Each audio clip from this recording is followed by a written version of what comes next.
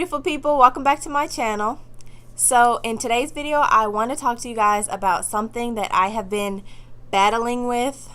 So basically what it is, or what I have, is hyperhidrosis. So I don't know if you guys have ever noticed, but I wear a lot of dark colors. It's mainly because of my hyperhidrosis. So basically let's just talk about what hyperhidrosis is. Hyperhidrosis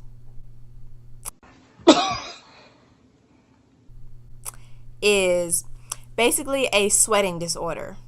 So the whole purpose of sweating is to regulate your body's temperature and, just get rid of all the bad stuff and the toxins in your body and just let it out. And typically the average person would sweat when they're hot, when they're doing an activity where they're, getting overheated, etc. So it was a little bit different for me. I would just be sweating profusely instead of sweating when I did physical activity, which I also did because I've been playing basketball since 4th grade, senior in high school now, not doing it anymore, but I just stopped this year. But that's besides the point. So yeah, I was always active, and that's when it would really show. Like, I would really realize, oh my gosh, I'm sweating way more than everybody else. But it was, nobody cared because we're supposed to be sweating. But in class, in the classroom, I'm sitting here with a circle of sweat under my armpits, and I'm like, hold up, I've just been sitting. Now they also say sweat can be triggered by stress, which I am a major stress head. I am working on that.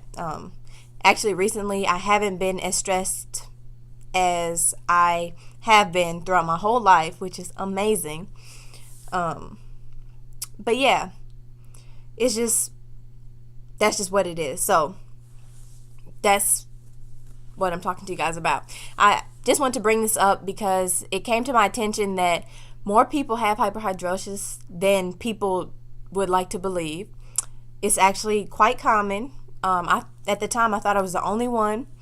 I just knew I was always sweating way more than the average person, and it was very embarrassing. I would always have to wear white or black every single day, and if I didn't, I would wear a white cardigan or a black cardigan to cover up the sweat. And it was just a hassle, and it was annoying. So eventually I told my mom, and I was like, I can't do this anymore. So we went to the dermatologist, and that's where they told me that I had hyperhidrosis. I was on Amazon just trying to find different cures and just a way to help my situation. So I'm going to show you guys what I used from 4th grade to about 2 years ago, because that's when, they also say hyperhidrosis can be triggered by hormones, which I strongly believe because I haven't been sweating like that in years. But throughout since 4th I am stumbling today. So since 4th grade all the way up to my sophomore year of high school, I was sweating a lot. So I'm going to show you guys what I used to use to stop the sweating. And yeah. Alright, so here is my little bag that I got from the dermatologist.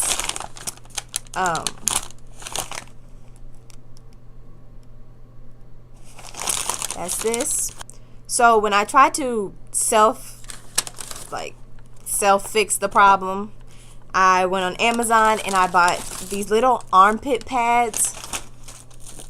And I would just put them in my shirt. And this is a little sticky back. So I would take this out, take the little sticky off, and literally stick it onto my shirt. And nobody would ever know that I literally had cloth pads underneath my armpits in class. Like, it was a whole little first world life crisis. I was so insecure about it. It was terrible. I used to cry about it. It was just a lot. I still have a lot left because obviously I stopped using them because I was like, okay, Amber, this is ridiculous. But on special occasions, I did still use these. But As for antiperspirants, I went through every type of deodorant you could ever imagine. Tried everything, antiperspirant this, antiperspirant that. So the only thing that was strong enough that you didn't have to get from a dermatologist or a doctor was this. And it's called Search and Dry. It's a roll-on antiperspirant. It's super strong. It's literally a couple notches, like a couple little notches away from the stuff that you get when you go to dermatologists.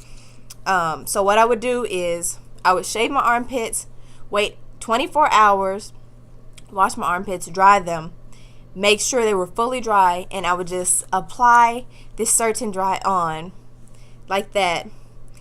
When I tell you it stings, I am not kidding, because it's kind of like a temporary Botox. So what it would do is I would put it on and I'll have to leave my arm like this for about 5 minutes for it to dry, and it would soak into my armpits and it would basically clog up my sweat glands in my armpits. And the next day when I woke up, I would not be sweating like at all for the next 72 hours. Now that sounds crazy. Is it safe? I mean, I guess. I don't think it was the best thing for my armpits. I think it had the potential to cause a lot of problems. I don't know how that stuff is like okay, but they say it's okay, so whatever. And eventually my sweat became too much for that. So I was just like, Mom, I can't do this. So that's when we booked our appointment and I went to the dermatologist. And the dermatologist prescribed me to this similar I really cannot talk today. This antiperspirant that is similar to Search and Dry, and it's called Dry Sol. I don't know if you guys can see it. Oh, there you go. It's called Dry Sol. So it's the same thing. I would, do the whole dry armpit thing on fresh armpits, and I would put this on. Now, this sucker would last me almost a week. Like, I literally would put this on maybe once or twice a week.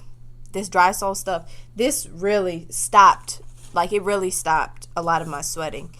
And after years of using that all the way up until high school, I would have to go back and get a refill. And eventually, either I grew out of it, either I stopped becoming as stressed, or my hormones just stopped acting up. Eventually, I became able to not have to use it.